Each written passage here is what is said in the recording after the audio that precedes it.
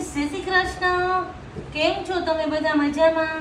આશા રાખું છું કે તમે બધા મજામાં હશો. કોઈ વાર એવું થાય કે સાંજનું મેનુ બપોરે બની જાય, બપોરનું મેનુ સાંજે બની જાય.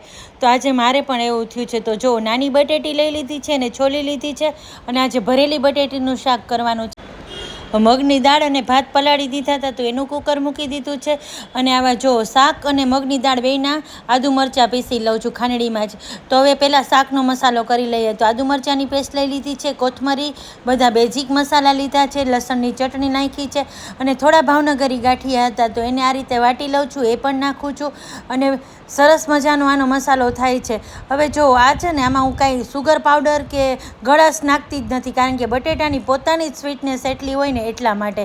તો થોડુંક આ તીખાશ પડતું શાક કરું છું. તો અહીંયા બધા બટેટા એટલે નાની નાની બટેટી છે તો એ ભરી લઉં છું.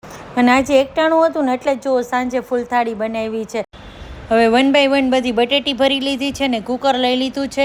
તો એમાં તેલ ગરમ મૂકી દીધું છે. જુઓ, હવે તેલ થોડું ચડિયાતું રાખવાનું. હવે આમાં મેં જીરું નાખ્યું છે, રાઈ નાખી નથી. આમ તો જીરું પણ ન નાખાય, પણ મેં આજે જીરું નાખ્યું છે. અને ટમેટાં કટ કર્યા છે ને એ થોડા છે ને મોટા પીસમાં કટ કર્યા છે. હવે જો લીમડો મૂક્યો છે, હિંગ મૂકી છે, અને બધા બટેટા નાખી દઉં છું.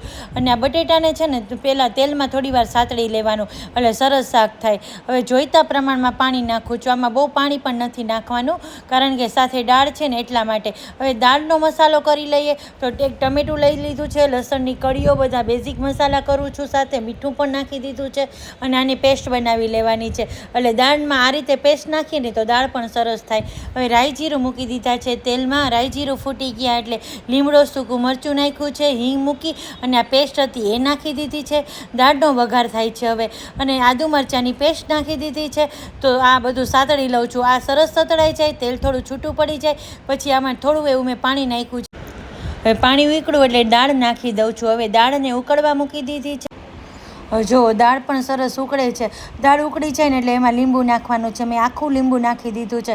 ટમેટું તો નાખ્યું છે પણ લીંબુ પણ નાખ્યું છે. હવે આની સાથે રોટલા કર્યા છે. આજે રોટલી કરી જ નથી.